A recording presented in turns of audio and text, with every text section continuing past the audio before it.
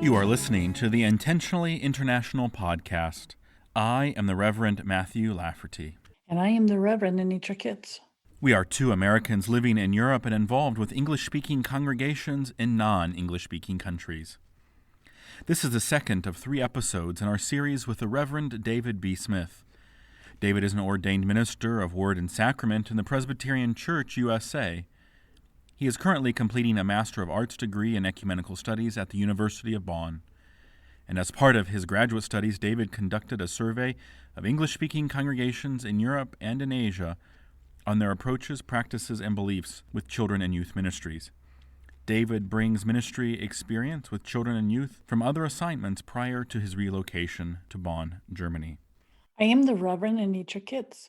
I am an ordained minister in the Presbyterian Church USA, and I am a freelance writer and occasional preacher in Munich, Germany. And I am the Reverend Matthew Laferty. I'm an ordained pastor in the United Methodist Church. I currently serve as the director of the Methodist Ecumenical Office Rome and the Methodist representative to the Holy See. Prior to my assignment to Rome, I served nearly a decade in English-speaking international congregations in Europe. We think there is something interesting going on in these English-speaking international congregations, and we want to share what we've learned with you.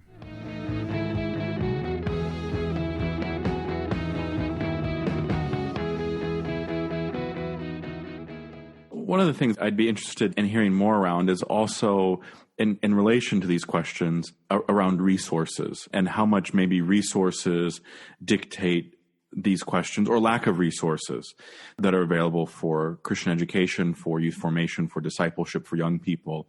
From my experience in the congregations, the international congregations that I've served, both in Moscow here and in Vienna, is that there's a desire to try to find resources from English-speaking publishers that are brought in from sometimes at great expense to be used in our setting.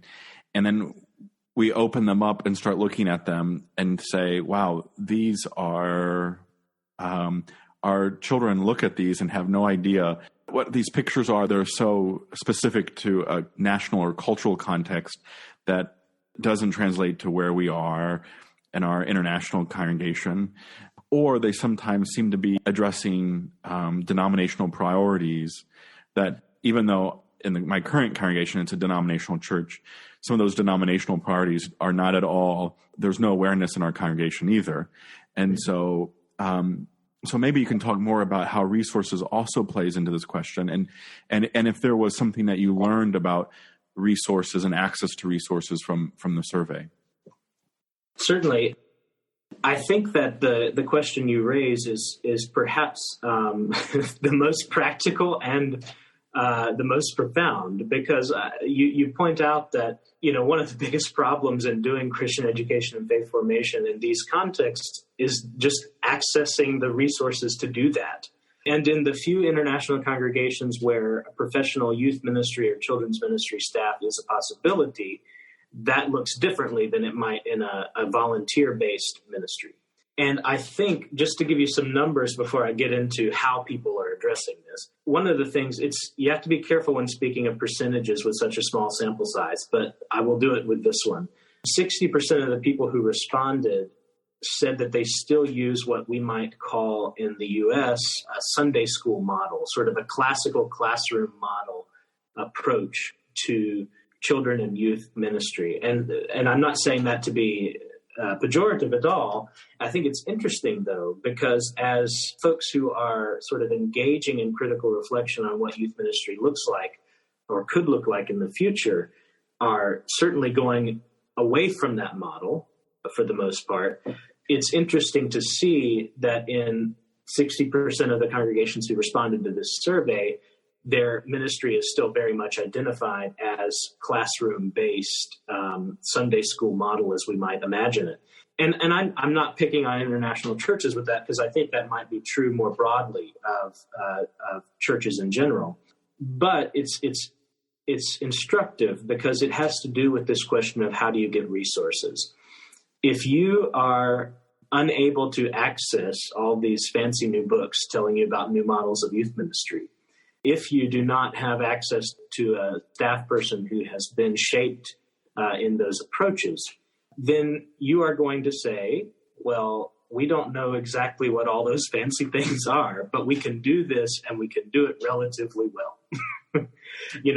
This curriculum may be 20 years old and may have pictures in it, as you said, that have nothing to do with what we're experiencing, that look sort of like, it's things from the 1950s with the paintings and the books and all.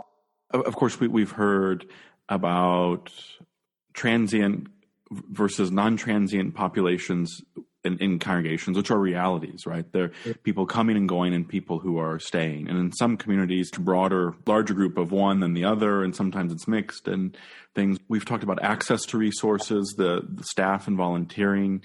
We've talked about kind of orientation around who's leading the ministry and their own experience, especially if it's volunteer-driven. And I'm also now curious to hear about if you've done any work around who's actually publishing the material and if that has an impact on what people are using and how good do they think it is and all the stuff that relates to choosing a publisher or a company or ministry that's producing these resources for children and youth ministry.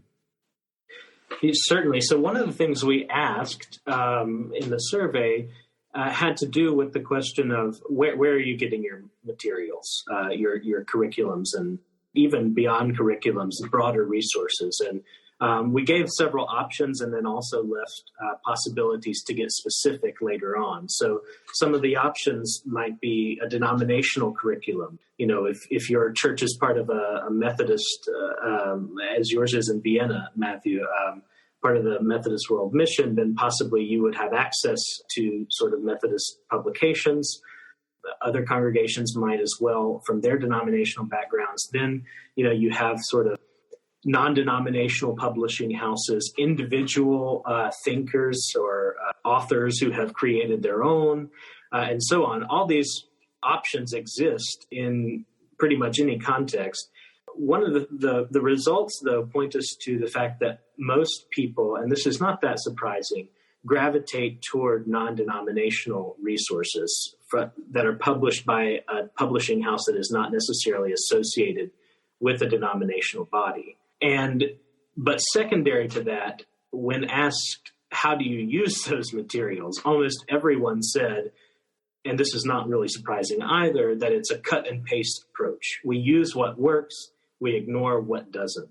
And what I heard fairly strongly amidst all the diversity of, 30 some different curriculums, some of which I had never heard of, and I consider myself pretty engaged in this. Amidst all of that diversity, there didn't seem to be any sense that we found a curriculum that works for us, that we don't have to work with significantly. And that brings us back to the point with the leadership question. That is a problem that isn't that difficult to solve if you have someone professionally designated to engage in this kind of ministry. Because as a professional youth minister myself, I can tell you no curriculum's good enough. I changed them all. But when you're working in contexts where that's not a possibility, where the ministry is primarily volunteer-driven, and where access to multiple materials is limited, where you might say, okay, I have 5 curriculums I'd love to piece together, but I can't buy them all because that'd be $800 in shipping, and that's 3/4 of my budget. So it's a very practical question, but it has a theological impact because access to resources shapes our ability to engage in youth ministry and children's ministry as well. I think that you've raised a really interesting question. There's an interesting question here. Is not only do you have access to resources, but many English-speaking congregations are transient in their leadership. Again, going back into a pre-corona model where people are transferring in and out. And so you have to, you might develop your volunteer base, and there's no guarantees they're going to be here a year from now. Mm-hmm. And so I don't know if that shows up in any of your research or what your thoughts on that are. So that was not a specific target of the project, but it did show up in the responses. So the transient nature of populations coming into to international churches is sort of a well-known factor that, you have various groups in a congregation. One might be your folks who are from the context or folks who have come there and decided to settle. And then others might be folks who are sort of coming through very quickly. Like folks, prime examples of this would be international students, folks who are on temporary assignment for business or military service or some other factor. And so that is a reality that's known sort of in international church work. I'm sure that you all are aware of that as well. But what's often not thought about is how does that impact the volunteering question, especially in youth ministries. Even highly staffed youth ministries, by the way, rely on volunteer support. So that raises two primary questions. One, what is the makeup of your volunteer cohort? If your volunteer cohort is by necessity primarily people who are in the group of folks who are going to be around for the long term, then that impacts the way you approach ministry practice. And two, it often means that the folks who are often really serving as core volunteers are the ones who are here longer, who are in context longer. And sometimes that leads to a lack of ability to address the needs of the more transient populations. So, for example, the United States, one of the big raves in youth ministry right now is how do you have sort of a scope and sequence? That's not new, but it's, folks are really emphasizing this. So how do you say, okay, what do I want youth to know, feel, and do in their 4 years in our youth ministry? Well, that's going to look very different in an international church for whom people may only be there for 6 months at a time. Another question that might be raised by this transient discussion is, what does confirmation look like in congregations where confirmation is a thing? How can you have a 2-year confirmation process like some churches do when you might only have people for 6 months? So those are, I think, important questions that you raise. If you're pulling curriculum out of publishing houses, though in English, you're probably pulling out of an American or United Kingdom or Commonwealth source, which means you're also pulling out of a Northern Hemisphere view of how to behave in a classroom as a teacher and how to behave in a classroom as a student. And one of the things I've observed is, especially if you're working, you might be pulling in students from African cultures or Asian cultures or European cultures, and all of them have a different set of how to behave in a group of adults or how to behave in a classroom, kind of a standard. And did anything come out both in terms of like acknowledging this potential mashup or ideas of how to deal with that? Well, so first I would say I think you're exactly right. Most of the resources did come from Northwestern contexts for the most part, we could say. And that does have an impact on the approach that is sort of embodied. I suspect, and this is just a hypothesis, that there is at least some level of reflection regarding this issue, because one cannot be engaged in a classroom without realizing the challenge that it is posed. However, the survey did not really get into that point.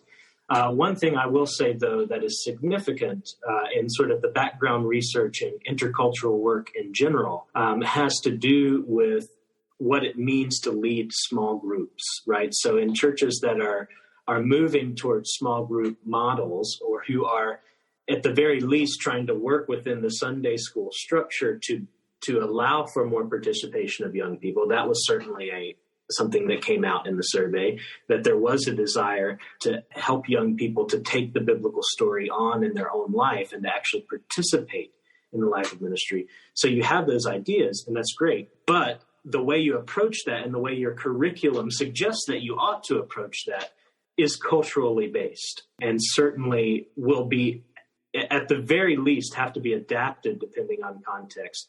But if not adapted, and if not done so in a sensitive way, it could very easily become destructive to conversation instead of constructive. I mean, even something as simple as, a curriculum that says, okay, so now we're going to go around the room and everyone is going to speak. What in the world might that mean when you have, folks who are from a culture that are sort of low power distance, who can just jump right in there, no difficulties, sitting beside folks from a high power distance culture where you would never, jump in that way. And then you have the additional question of, okay, well, then how do we do this? How do we make sure everybody can talk and can engage in a way that honors their experience of faith and their cultural experience?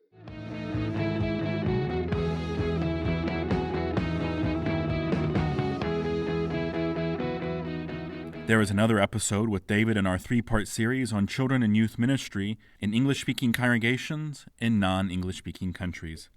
Thank you for listening to the Intentionally International podcast. If you haven't already subscribed to our podcast, we would invite you to do so now. Give us a 5-star rating, which helps others find this podcast. Visit our blog online at iipodcast.org. I'm the Reverend Anitra, and with the Reverend Matthew Laferty, we create this podcast.